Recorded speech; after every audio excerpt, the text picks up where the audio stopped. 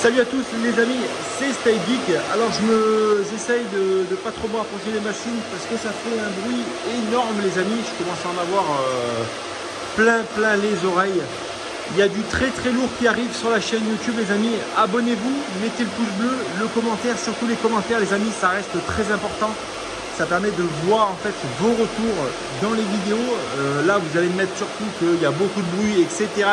Mais les amis, je vais vous montrer après. J'ai trouvé la solution pour éliminer le bruit et la chaleur. On va y voir tout de suite après.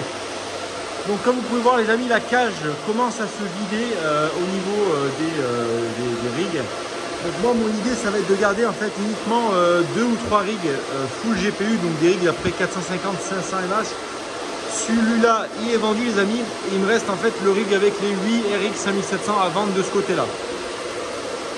Donc les amis, si vous êtes intéressés, venez me MP ou sur Telegram. Ensuite les amis, nous nous retrouvons ce rig là qui est à vendre. Donc il n'est pas pour la poubelle hein, les amis, il est simplement à vendre.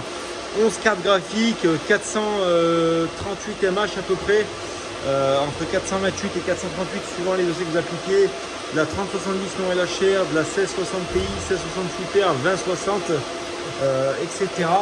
Et là il y a ce petit rig là aussi les amis, donc 2080 Super, 2060, 1660 Ti, 1660 Super, 6800 les amis.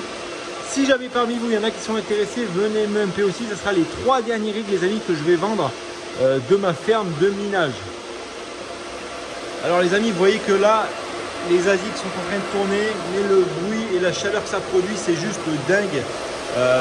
Alors je savais que les ASIC etc ça faisait énormément de bruit et que ça produisait énormément de chaleur. Par contre, je ne m'attendais pas à autant de chaleur. Alors le bruit, ça reste, ça va, mais au niveau de la chaleur, c'est juste dingue les amis. Dans le local, il fait à peu près une trentaine de degrés plus ou moins.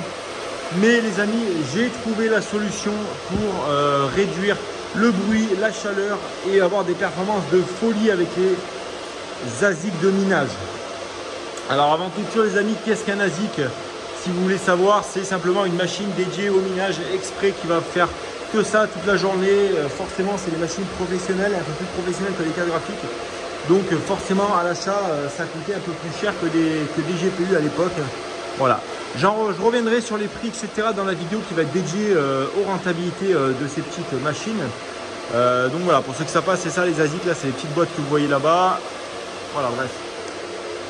Donc les amis, la solution, alors c'est vrai que faut que j'arrête avec les amis parce que c'est vrai qu'à chaque fois je le dis énormément dans les vidéos, je me suis rendu compte sur quelques vidéos, donc excusez-moi d'avance et on peut reprendre.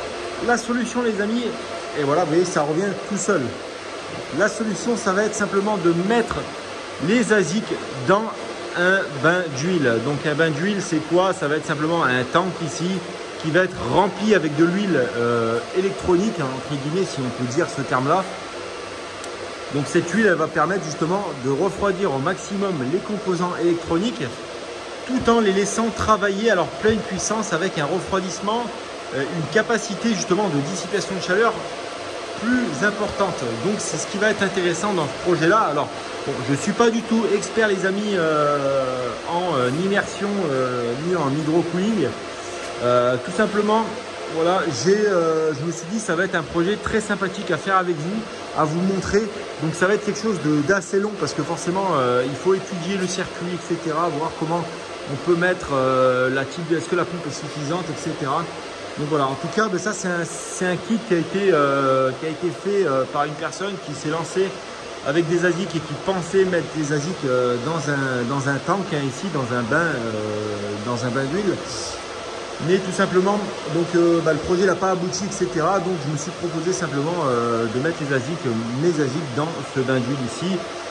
Voilà, à savoir que ça coûte très cher. D'après ce qu'il m'a dit au niveau du tarif, on a l'huile qui est ici, c'est des bidons de 20 litres, donc il y a 120 litres d'huile. Donc c'est de la Engineered Fluid. Donc c'est de l'huile de chez Bitcoil, enfin de chez Engineered Fluid, c'est de la Bitcoil BC 888. Electric Coolant, ici vous voyez la référence pour ceux que ça intéresse. Voilà les amis, donc c'est des gros bidons hein, donc voilà, on va faire le tour après du matériel qu'on peut retrouver. Donc là on a 120 litres d'huile les amis, 120 litres d'huile spécifique pour justement l'immersion de matériel électronique et le refroidissement. Donc là, le principe, ça va être quoi, les amis? Alors attendez, j'ai pas.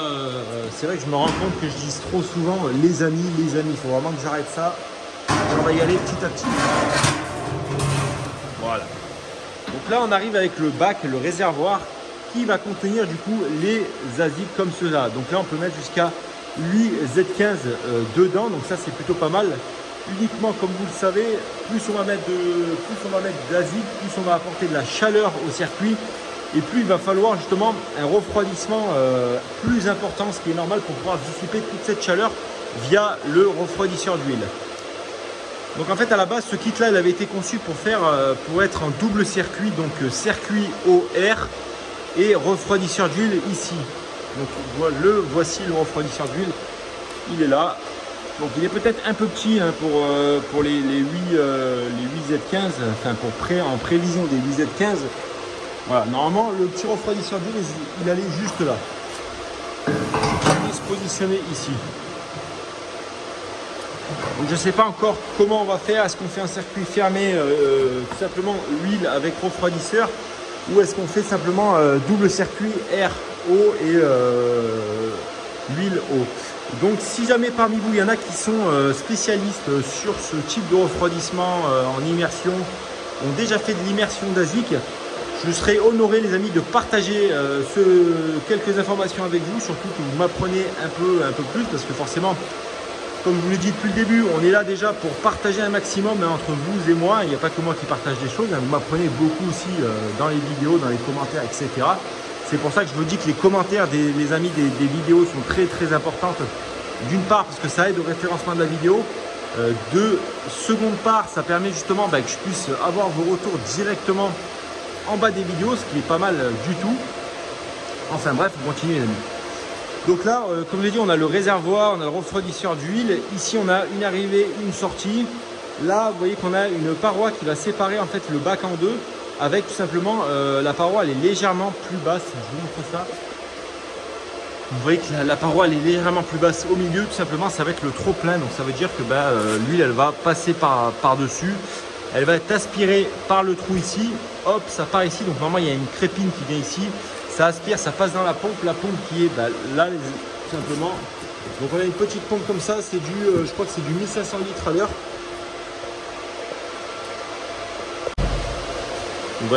J'étais juste simplement en train de vous montrer du coup au niveau de la pompe. Hein, donc là, avant que la caméra me coupe. Donc là, on a une petite pompe spécifique hein, pour le gazole de 1500 litres à l'heure. Donc je ne sais pas si ça va être suffisant pour le moment, parce que c'est une installation qui avait été dimensionnée pour 4 S17 de l'époque. Donc maintenant, à voir ce que ça va donner pour la dissipation thermique de 5 ou 6 S15, Z15 pardon.